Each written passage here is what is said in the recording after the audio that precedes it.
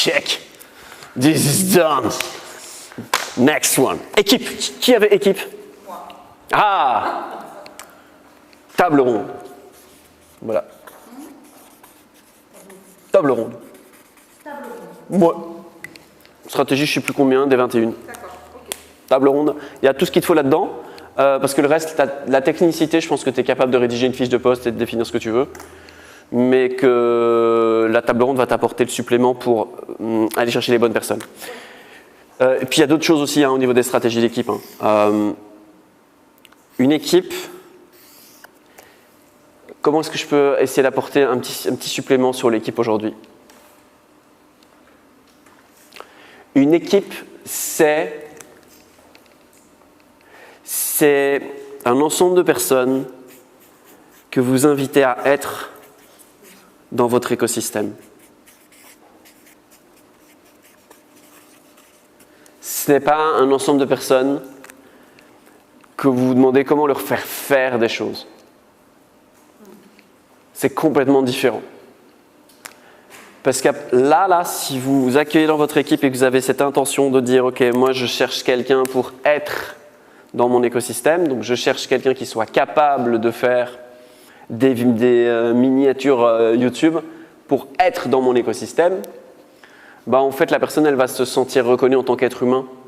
Elle va se dire « Oh, ici on attend de moi que je sois et que je fasse. » Mais pas que je fasse. Et si je ne fais pas bien, on va me tomber dessus.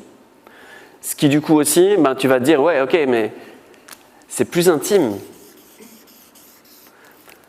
Pour pouvoir accueillir des gens dans cette intimité de mon équipe, de ma proximité, des gens avec qui je travaille au quotidien, de quoi j'ai besoin.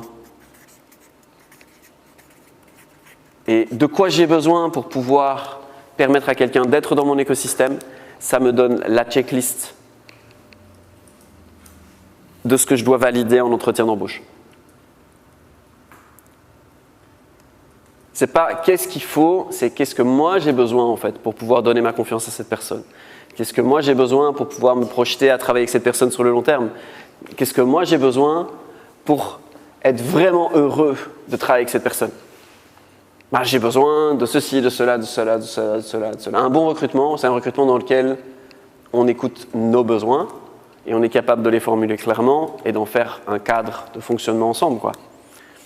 Donc l'équipe, c'est beaucoup à propos de ça selon moi. Et le reste, la technicité, dans la table ronde, pour chaque recrutement, tu vas avoir un ensemble de questions qui vont te permettre de bien recruter. La table ronde, c'est une des 21 stratégies du système business bénédiction. C'est un ensemble de questions qui permet en fait de... On te l'enverra. Tu peux noter, excuse-moi, de lui envoyer... je crois que c'est une vidéo, la table ronde. Ouais, une vidéo, et alors je pense qu'il doit y avoir peut-être un bout de texte. On te l'enverra. C'est vraiment le process que moi j'utilise pour tous les recrutements, en plus des choses classiques, mais pour vraiment amener un recrutement qui soit une bénédiction pour soi et pour l'autre. Parce que c'est quand même vachement... Ouais, tiens, tu vois. Oh putain, c'est trop cool, je suis bien fait de venir, je savais pas pourquoi je venais. C'était pour ça, trop fait. Donc on te l'envoie. Ok. Ça répond pour toi, pour l'instant, super. Il y avait gestion des tâches en équipe. Ah ouais, gestion des tâches en équipe. Comment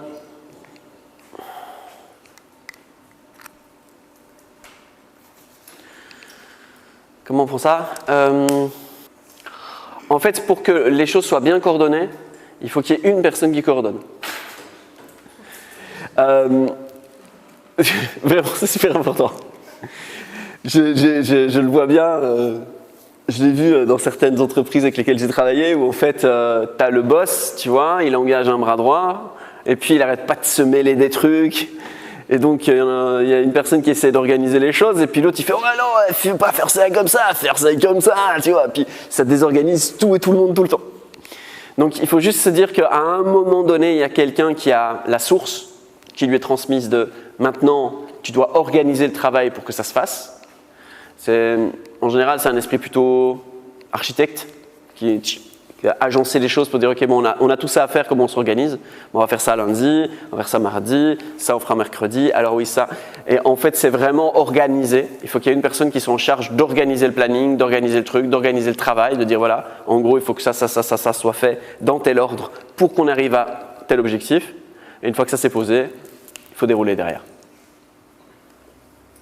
Et après la gestion des tâches c'est quand on n'est pas deux à essayer de penser les choses avec nos difficultés, avec nos différences plutôt, ce qui crée les difficultés. Quand on n'est pas deux à penser les choses, tout est simple. Quand chacun a son espace de pensée, son espace d'action, on ne se mâche pas sous les pieds, puis ça devrait être fluide. Ça répond à ta question ou pas? Partiellement. Oui. Ouais. Oui, ça Ouais. Ok. Et après, un truc qui est sympa aussi, c'est quand j'ai pas le goût de faire une tâche, mais qu'elle doit être faite. Il y a un truc qui est bien aussi, c'est de la lancer en l'air et de voir si quelqu'un la rattrape à ma place. Non mais c'est con, hein. Mais parfois on prend en charge des trucs, on n'a même pas demandé à l'autre en fait si c'était ok qu'il le fasse. On n'a même pas demandé à une personne de notre équipe est-ce que tu voudrais bien faire ça? Mais on pense qu'on doit le faire. On pense que c'est à nous de le faire. Ou comme ça doit être fait, puis pas envie de demander, je vais le faire. Non. Si j'ai pas envie de faire une tâche, je dois essayer de ne pas la faire. Je dois tout mettre en œuvre pour ne pas avoir à la faire. En dernier recours, d'accord. S'il n'y a pas d'autre solution, je la prends en charge parce qu'elle doit être faite. Mais sinon, je la jette en l'air parce que si ça se trouve, pour quelqu'un d'autre, c'est plus léger, voire très léger, et j'en sais rien du tout, quoi. Moi, j'ai la phobie administrative. C'est plus léger pour Claire que pour moi. Surtout qu'elle n'est pas impliquée émotionnellement dans certaines choses, donc du coup, pour elle, c'est des papiers, quoi, tu vois. Pour moi, c'est des papiers, mais ouais, mais ici, tu vois, c'est des papiers importants. Donc c'est con, mais en fait, je pourrais très très bien me dire, oh, ouais, non, je dois le faire, machin et tout, et je me pourrirais la vie. Alors que quand je pose la question, elle me dit, ouais, ok, ça va, je le fais. Et là, ma vie, elle fait, oh, c'est cool. Elle m'enlève un poids énorme. Donc, ça peut être le cas aussi, surtout dans votre association.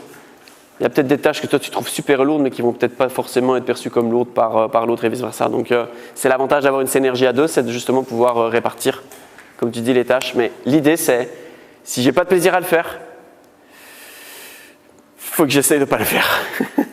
Ok? Flex.